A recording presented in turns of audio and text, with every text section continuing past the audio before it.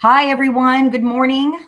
I am Rachel Katz with Key to Debt Free. Welcome to Money Mornings with Hannah Kessler. Obviously, I'm not Hannah Kessler. She's out today, and I'm very grateful to be filling in for her while she's on a trip out to Arizona with her father for some presentations. So again, super honored to be here to host her show today. And we're excited to talk about a few topics that I know many of us are concerned about out there, which is one, student loans. Lots of changes in the student loan industry, and we're here to talk about those upcoming changes as there's a lot of windows that are closing, especially if you are a federal student loan borrower. Happy to introduce my son, Jordan. This is Jordan Katz. Nice to meet you guys. He works with us at Key to Debt Free and also starting to work with the Money Multiplier and Hannah Kessler. So excited to have him on as well. So, Jordan, let's just get started. Let's talk about some of the upcoming changes that are happening in the student loan industry. Okay. Particularly, the most pressing one is regarding the SAVE plan. SAVE plan borrowers, this is a income-driven repayment plan that was put into place back a few years ago, right after COVID, that unfortunately did not pass in Congress and is now defunct. And there's over 7 million people sitting in that program right now that are not earning any credit for forgiveness programs. And also, if they don't move from this payment plan, they could be potentially placed into a plan that is going to be way more expensive than what they are paying now, if anything, and also not giving them credit towards a forgiveness program. So let's talk about the SAVE. So the big, beautiful bill from President Trump's administration is taking away the SAVE plan. So with that being said, the only option for borrowers starting July 1st is to move out of that income-driven replan and into something that's better fitted for them. So why don't you talk about a little bit some of the clients that you've been working with to switch them over to SAVE? Okay. So the clients that we do have in the SAVE program, we do want them to be switched out before July 1st or anytime 90 days after July 1st, or they will no longer be able to enroll into an income-driven repayment plan. They will be stuck in the standard plan or the RAP plan, which is the new income-driven repayment plan that has been introduced by the Trump administration. But we do not want our people to be in this plan because it is a 30-year repayment plan. So being stuck into a 30-year repayment plan would not be fun. So we really want to try to get everybody switched into one of the income-driven repayment plans that are still available right now in the moment in that window. We have about 5 months to get into that new window, or else it will be too late. Let's see, the next topic that I actually want to bring up are Parent Plus loans. There's a lot of Parent Plus loan borrowers out there. These are people who took out loans maybe for your children or grandchildren, and now you are actually financially responsible for those loans. Most borrowers don't realize that they actually can qualify for an income-driven repayment plan and forgiveness programs if they simply do consolidations and move those loans into the correct loan type to be eligible for those plans. The Trump administration is going to be removing the ability to enroll in those plans. I believe July 1st is the end for those Parent Plus loan borrowers to get consolidated and enrolled. So if you are someone out there with a Parent Plus loan borrower, I highly recommend you get in touch with us so we can take a look, figure out what needs to be done to get you enrolled in those programs as well. Let's see, the third topic here regarding that would be defaulted student loans, or those who have not been making any payments on your student debt. Most of us haven't since 2020. After COVID happened, all loans went into forbearance. So kind of everyone forgot about him. Yeah. And with all of these different changes and things, there's been so many different obstacles and really program changes that no one really knows even what's going on. So again, it's very important that you're logging into studentaid.gov, logging into your loan servicer portal, and start looking at the information and reading the letters that are telling you what to do, because you do not want to end up in a defaulted situation with the federal student loan. January 6th, it was supposed to be resuming garnishment of wages and also taxes if you were in default. However, they decided to extend that deadline. We haven't heard when they'll be resuming taking garnishing wages or tax returns, but we are predicting that probably being around springtime, fall time. Some of you may have also heard that the U.S. Department of Treasury is going to be taking over a big chunk of these federal student loans. And that is correct. They are planning to have all defaulted student loan borrowers go onto the Department of Treasury. And once it's there, that is where the risk really happens if you are not making payments. So again, there's tons of relief out there. If you're concerned because you can't afford your payment, or you're afraid of that it's just going to be too high, get in touch with us so we can help you assess that and figure out the best way to resolve your student debt situation. 100%. This is also a huge issue too with a lot of our clients. Mm-hmm. I noticed that I'll ask them on the phone, I'll say, hey, when's the last time you logged into your studentaid.gov account? And they're like, oh wow, it's been years sometimes. So it's really important that you do log in, because sometimes you'll be switched into a new repayment or a new plan and you have no idea. You won't get alerts, you won't get emails, you won't get any notifications. And the longer you're sitting in a new plan that you now have a payment, you might be in a forbearance or deferment, or you might have had a $0 payment in an income-driven plan. But if you don't recertify, or you may have been illegally switched or switched into a new plan without even knowing about it. And if that's the case, now you're just sitting there with a payment that needs to be due. Mm-hmm. And now you're going into a default because you haven't paid it in months, years. Yep. Who knows? And once you're in default, absolutely. And once you're in default, any kind of bad debt, it affects your credit negatively, right? And that's part of one of the other programs that we are working with is credit restoration, specifically around student loans. We've been helping many clients restructure, but also get those corrections on their credit report so we can improve their credit score. Frankly, the federal student loans shouldn't even be on our credit reports because these were need-based loans and not credit-based. However, they are. So it's extremely important to stay on top of that so that you're not negatively being affected through your credit as well, which would prevent you from, buying a home, getting an auto, even renting a place to live. I have some clients calling me right now because their student loan is affecting them even getting somewhere to rent. So again, make sure if you are a borrower, pay attention. Now is the time to start looking into this and making the decisions now on what programs you should enroll in. Sure. We have a client, a good family friend of mine actually, and her new husband wanted to get a mortgage for their home, but they didn't have good credit. And one of the things that was affecting their credit was actually the student loan.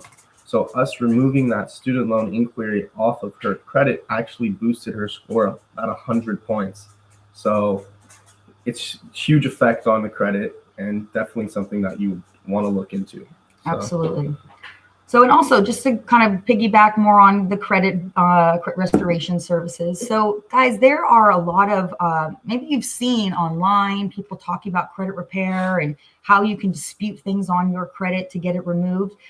Yes, that is actually something that you can do. And some of the services that we provide are helping expedite getting that stuff off. We have success stories of getting items removed in less than 30 days, some as quick as 7 days. Which increases your score right away, allows you to re-leverage it. A lot of people don't realize that old debts that have been sitting on that credit for years can be easily removed if you just understand the right letter to send in. That's what we do. We use the Fair Credit Report Agency Act. We use UCC codes that allow us to dispute specific things on credit to help you start fresh and rebuild, and more importantly, not be in that situation again. So we do credit restoration, but we also do credit coaching, how to take advantage, how to build that score, and then leverage debt and credit to, fulfill your financial obligations or goals. I think actually we have a couple people on. Let's see. I think Andrew Sabo. Andrew Sabo used our credit repair services not that long ago, and I think he saw something like a 50 or to 100 point increase. So that was a success story for him. He's a young guy just starting out. So now he has a great credit score to kind of rebuild and build out his financial picture and achieve some of the goals that he needs, that he's interested in. So hi, Andrew out there. Thanks for joining us today. Also, guys, if you guys have any questions for us or anything, put it into our chat. We'll be responding to those.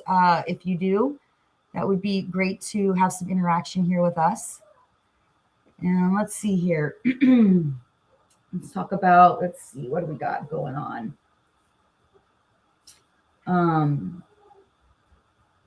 Let's talk about, negotiating bad debt. So a lot of people think, oh, I'm just paying the minimums and that's going to help. Well, minimum payments to your debt isn't helping at all. It's not paying it off. Oftentimes it's barely covering, if any, the interest. And it just makes it look like on your credit that you're making a payment on time, but the debt doesn't go anywhere. DTI is still high, utilization is still high. So we have different tactics to help you resolve that debt. And most people don't realize that you aren't in any negotiation power with any debt collectors, unfortunately, until you've already are past due or in type of collections. And at that point, that's actually where your best leverage is to go in and say, look, I'm ready to negotiate this debt now because I have a lump sum money to pay it. But most people don't find themselves in that situation, so they just keep paying the minimums, never getting out of debt.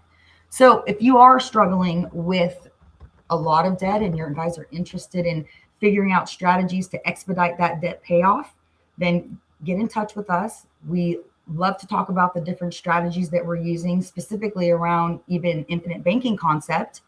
That's a great tool to use to expedite debt payoff. In fact, let's see, what does he say? Can you put in the chat, student loan site, check? I'm sorry, Dexter, what is that? Can you put in the chat, student loan site to check FSA. To see? Oh, gotcha. Yes, I sure will. So it's studentaid.gov, and then of course your loan servicers. So your loan servicer account. Some of those loan servicers might be Mohila or Nelnet, Ed Financial. Older loans could even be Sally Mae. Yes, those are some of the older loans as well. There we go. Advantage.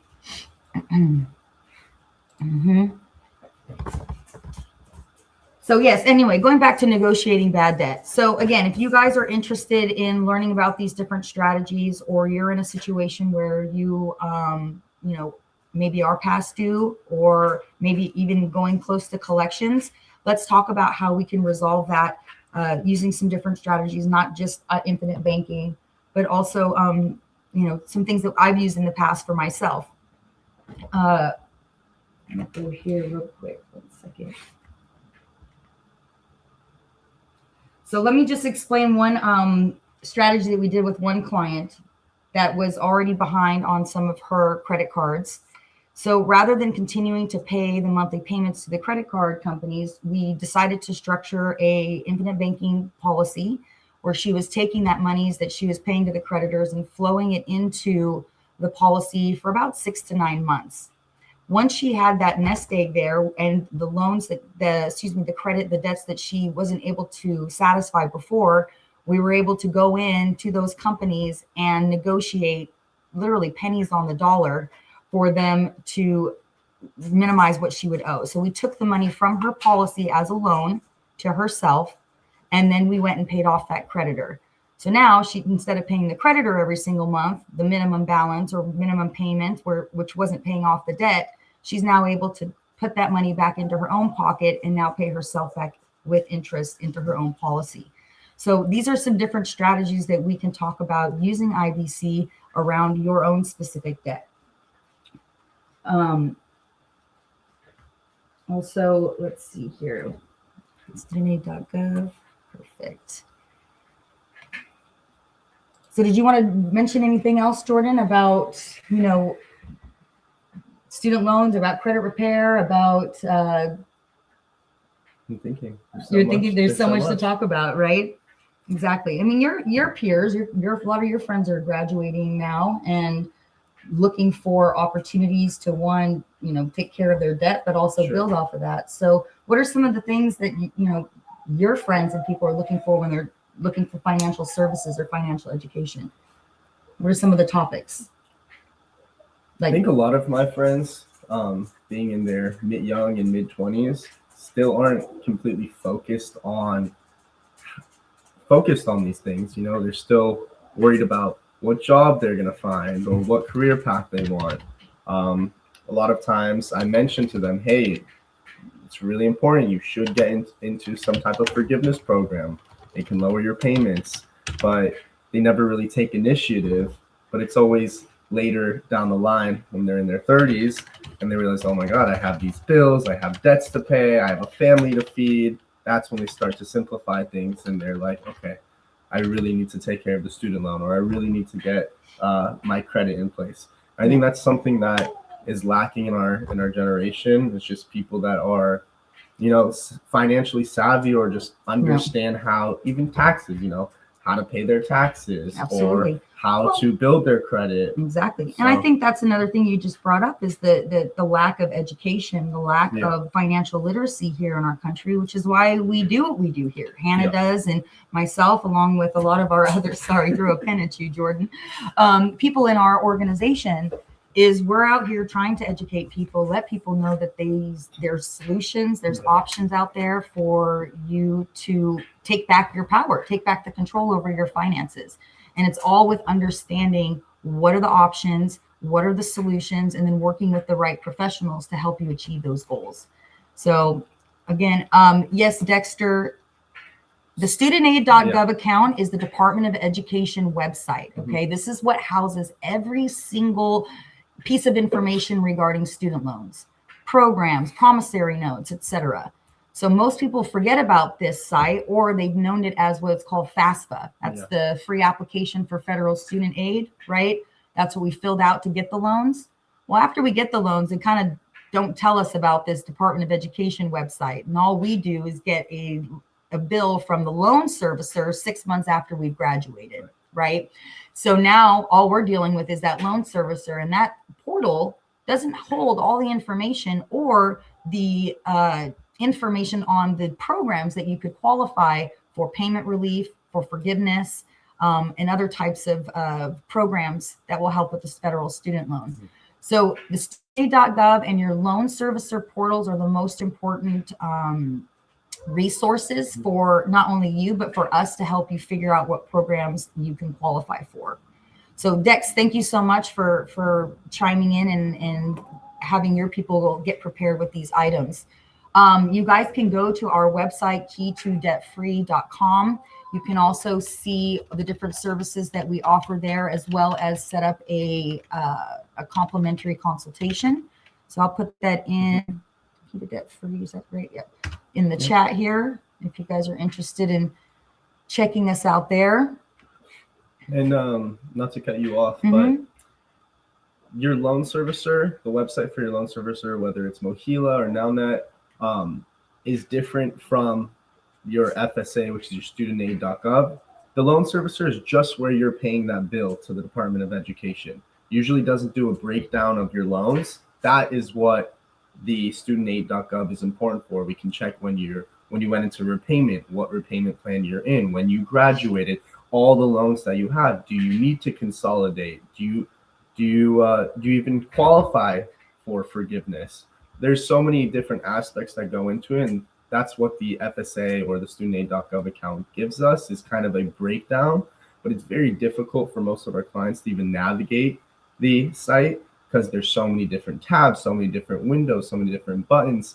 And that's pretty much what we've been doing over the years, is just, you know, really just learning the system, even just learning how to navigate the studentaid.gov. And just staying on top of like all 100%. Of the changes. I mean, with all these changes, how can we even keep up with, you know, what's going on? And unfortunately, if you have this debt, like, we don't have the control here. It's a government debt. So if you owe them, they have the control. Right. And the only way to really take back control is to understand that these different programs are available to you. You know, you brought up a good point about people not knowing even if they qualify for forgiveness. Yeah. I have clients right now that are sitting already eligible for forgiveness, but they just don't know that. So, or they haven't been able to put in the right applications and documents to get to get approved. Yeah. So again, take a look at that. I think Sabo, he has a question here. What are some ways? Oh, we're pivoting to credit. What are some ways that we can build credit after going through credit restoration? It's a really good question. So again, what's important about credit is obviously history, your good standing, the number of accounts that you have on there, if they're good standing. Do you have revolving installment loans like a car loan, a mortgage, right? Credit bureaus love that stuff because that is paying every single month on time, and that helps build your credit. Another way to do it to expedite, we are also able to do authorized users and put in trade line accounts onto your credit, personal or business, to help build that credit profile faster. Let's see, what else can we do? There's a number of different things just depending on what you're looking to achieve. Our whole goal with credit repair is to fix your personal credit, but then be able to teach you how to use it wisely by getting this debt, getting this credit, and deploying it out to make money for you, whether it's investing in a business, whether it's putting it towards, any type of asset that's going to generate an income. So that's a good question, Sabo. Let's see, what else do we have here? So, okay, any more questions? Awesome.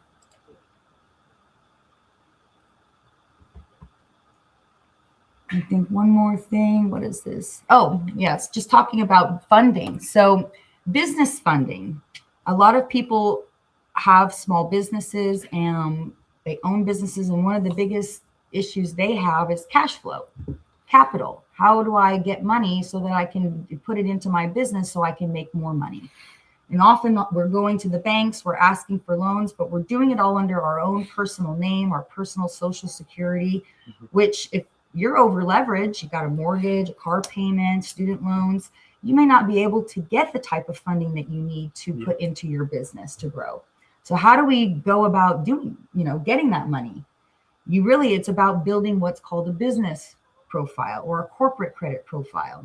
This allows you to really separate yourself personally from your business identity, your business EIN, and build up that profile so you can use the business as the person going out and applying for the credit, for the funding, and now completely taking yourself personally out of the equation. We help with that as well. So to leverage that bigger banking, the bigger bank money rather than building out that corporate credit profile compliant to how banks want to see your business to make you more fundable. What's another great part of our program is that we do soft pulling. We go and we look and shop around all the different banks and financial institutes that are offering credit or debt, and we determine which ones will fit for what you need, as opposed to just going and running your credit and business credit a million times, which ends up negatively affecting it over time. So we want to just make sure that when we go and apply for funding, that we're actually going to get it, and that you're going to be using it for your best interest into your business. So let's see what else we got going on here. So taxes were yesterday. Hopefully everybody filed their taxes on time, or at least got your extensions. We will probably be hosting another couple videos moving up until October where the extension is about taxes and tax planning, and really how important tax planning is. It's one thing to just file your taxes and make sure they get over, but are they being filed to your best benefit? Are you sure you're getting every single tax deduction, write-off in regards to your business or personally? Having a good professional, someone who understands all the ever-changing laws of the IRS tax code, is extremely important, and we have a lot of people in our network that need those services. So if you aren't happy with your CPA, or maybe you've never had a CPA and you're just trying to understand the tax industry, like Jordan, who's probably this one of your maybe first or second year you'll be filing taxes as an adult. So we definitely have resources and people we can connect you with to get those questions answered, and make sure that you're taking advantage of all of the benefits through proper tax filing. So let's see. If there's anything, will this show? Okay, perfect. Oh, what was this? I have a friend that is in default with their student loans. What would the process look like for them? Okay, so if they're already in default, what we want to do is we want to look up studentaid.gov, but you also want to look up, what is it, myeddebt.ed.gov, I think it is, .ed.gov. So this is the Department of Education website for those who their loans are already in default. So this is a different portal that you need to set up an account with so you can see where those loans are and with which collection agency. So once we've found out where the loans are, what we do, we can assess one of two things. In some cases, if you've never been in default and you've never had a loan consolidation, we can do an immediate loan consolidation and put those loans back into good standing without you having to make any past due payments. So by doing that, we make the loan, like I said, in good standing, and then it becomes eligible for income-driven repayment plans or forgiveness programs that would not be eligible to you, leaving them in default. And more importantly, we're going to prevent you from getting garnishment. No one wants your wages garnished or your taxes. And if the IRS is doing that, it's a very difficult process to get out of that. So we want to avoid that from the very get-go. If you are in default and you've been in default with your student loans before, there's another program that's called a rehabilitation program. It is a 9-month program with the collection agency. And what we're doing is we're basically signing up for their program. You can pay as little as $5 a month to just show them that you have good faith in paying back this debt. After 9 months, we can then enroll them, they'll be in good standing again, and then we can move forward in enrolling them into a payment relief plan and or forgiveness program. So definitely options for defaulted borrowers or people who are already past due. So if you go into your loan servicer account and you see that there's a past due amount, don't worry about it. If you can't pay it, get a hold of us, because there's processes that we can complete for you that will bring that past due balance to zero. So you won't have to make any payment to it, and then also set you up for payment relief plans, income driven, and then more importantly, the forgiveness program. So I want to clarify too what the forgiveness program is. A lot of people have misconceptions of what is forgiveness? What does that actually mean? And really, the forgiveness program means the end date to the loan. It's the end of the repayment term. So there's 3 different forgiveness programs currently. There's a 10-year, a 20-year, and a 25-year. The 10-year program is considered public service loan forgiveness, okay? Public service loan forgiveness is eligible for any borrowers who work in government, nonprofit, public service careers, teachers, firemen, doctors, police officers, nurses, librarians, exactly. A receptionist at a nonprofit organization. All of these people work for public service. So they're incentivized by a reduced repayment term of 20 or 25 years to 10. Another thing that's beautiful about the program is this is how it works. When you're enrolled in the income-driven repayment plan, this is not about how much money you're paying per month towards the loan. It's about the month counting towards the forgiveness program or the repayment term. Because once you've reached 120 months or 10 years as a public service employee, you get principal and interest of your student loan completely forgiven, tax-free. So like I mentioned, these programs before have been in effect since 2008. Okay, 2008, that means there are borrowers currently who are working in public service from 2008 to 2018, or even now, that could already qualify for this public service forgiveness program. In fact, I had a client call me just a couple days ago, and they're already eligible for the forgiveness. So we're going to be able to consolidate her loans, enroll her into the income-driven repayment plan, and get her public service loan forgiveness without her having to make one more payment towards her student loan, because she's already exhausted the requirements to be eligible for that program. So this is why it's super important to take a look at your guys' loans and just see, what do you have to lose to see if you could potentially have loan forgiveness sitting on the table, right? And just to add on to that,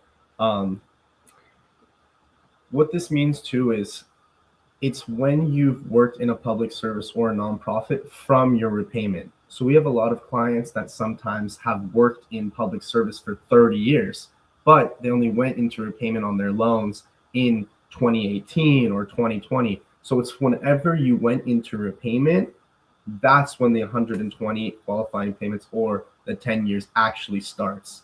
It's unfortunate, but that's just the way the government has That's the way the program works. Exactly.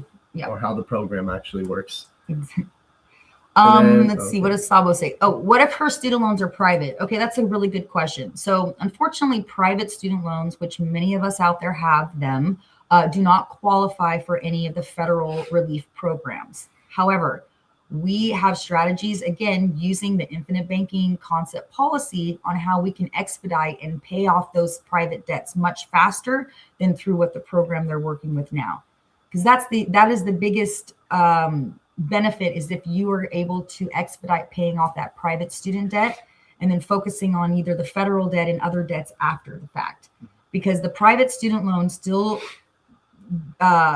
accrues interest quite rapidly, similar to the way the federal student loans is. So if you don't tackle that interest payment every single month, it's going to balloon out of control, and you'll be paying, 30, 40%, 50% more than what you've even borrowed. And that's what we're seeing with most. That's the issue with a lot of our Parent Plus borrowers. There you go. Yep. They'll take out a 50, 60, maybe $100,000 loan for their kids, but after that 20 or 25 year term shows that they'll end up paying $300,000 or $400,000, almost 3 to 4 times the amount. So yeah, so for private debt, it's very important to just get an assessment of that and figure out how to expedite paying that off as quick as possible. Oh, hi, Dave McKittrick. Nice to see you. Yes, we need to get on a call and go over that. I've missed you the last time. So nice to see you. Thanks for joining us today. Appreciate it. So let's see what else we got here. If there's any other questions. So yeah, again, just going back to the student debt, going back to credit restoration services, all of these things to kind of help solidify our financial foundation. Understanding this, our debt is the key, literally, to building a strong financial future. And when you tackle that debt, you understand how to leverage it, debt and credit, for your benefit instead of drowning in it like they want us to be. Yeah. Now you've got the control back. And using, infinite banking, the concept, the policies to become your own bank, you now take all the control back and are deploying your money the way that you deem fit. So again, we appreciate, all of these different comments coming in, and on one, Hannah allowing us to take over her show this morning, a little impromptu. But if there's any other questions, guys, on our feed, please shoot them out to us. And we're going to wrap it up very soon here. So, okay, I don't think we have anybody else here. Who else we got still on here? Okay. Awesome. So again, guys, I'm going to put in here do we have our link for, let's see, I think it's keytodebtfree.com book a call here. If you guys are interested in setting up a complimentary consultation with us, here in the chat is our link to the calendar. Would love to see you. Would love to talk to you about your situation. Hey, Stephanie Heisel, that's my girl. What's up? She's out there in Florida. Stephanie and I went to school together, went to college at DeVry University in Keller. So we've been friends for a very long time. Super nice to see you joining us today. Appreciate you. So Stephanie has student loans, right? And I know we're going to be getting hers handled. So we work with another program too, just so I know you guys, throw this out there for you guys who may have gone to schools that one closed down or misled you, or their curriculums or the programs that you'd initially enrolled for ended up going away. The program is called Borrower's Defense to Repayment. That program allows you to put in a questionnaire and potentially get all of your loans fully discharged based on the answers of that questionnaire. So that's actually how I got into the student loan sector. Is I learned about not only income-driven repayment plans for my own student loans, which was $111,000 back in 2016. I graduated with 2 degrees, undergrad and a master's in finance, but $111,000 of debt. I also wasn't going to be able to afford an $1,100 payment. So that's when I was introduced into this world of income-driven repayment plans, forgiveness programs. But I thought it was just for public service employees. But in fact, it's for anybody with a federal student loan. Yeah. So in going and enrolling in those programs, I learned about the Borrower's Defense to Repayment. And because of the school that I went to, and when I went to it, it had been sued. DeVry University was sued for malicious or marketing practices. And I was able to get all $111,000 fully discharged from the federal government back in 2022. So that program still exists. So if you feel you are a victim of your college, your university, or that you went to school at a school that was sued for either class action or for closing of their curriculums, I highly recommend reaching out to us because we could potentially get you full discharge through this program. So Stephanie, I think you might be eligible for this since we were going around the same time. So we'll work on that. I think Dave has a question. Dave, heard some people doing credit stacking. Yes, Dave, that's credit card stacking. That is a strategy. Absolutely. It's a disciplined strategy, but it is a very, very good one if you are disciplined. And yes, we can coach on that and connect you with the right groups of people who can help facilitate those types of funding measures. So great question, Dave. I know that there's been a lot of chatter about that credit stacking and what have you. You just want to make sure that you are doing it the right way and you don't find yourself in a worse off situation because it does take some discipline. So cool, Steph. I'll be looking forward to your call. Wonderful. Wow, we're 38 minutes in already. I think this is awesome. I didn't know how it was going to take, being our first time on there. This is kind of fun. I can see us doing this regularly. I'm going to have Hannah, teach me a little bit more on this. She's so good at it. Anyway, hopefully she'll go back and look at this and be proud of us. Hopefully we did her a solid today. Awesome. Anyway, guys, if there's no more questions, we'll let you go this morning. We really appreciate your time. And the questions were great. And we look forward to seeing you on a consultation or perhaps the Money Mornings with Hannah Kessler again in the future. Yeah. So thanks again, Hannah. Thanks again, all of her network out there. And we look forward to seeing you guys soon. So reach out, keytodebtfree.com, guys. We appreciate you. Thank you. All right. Bye. Bye.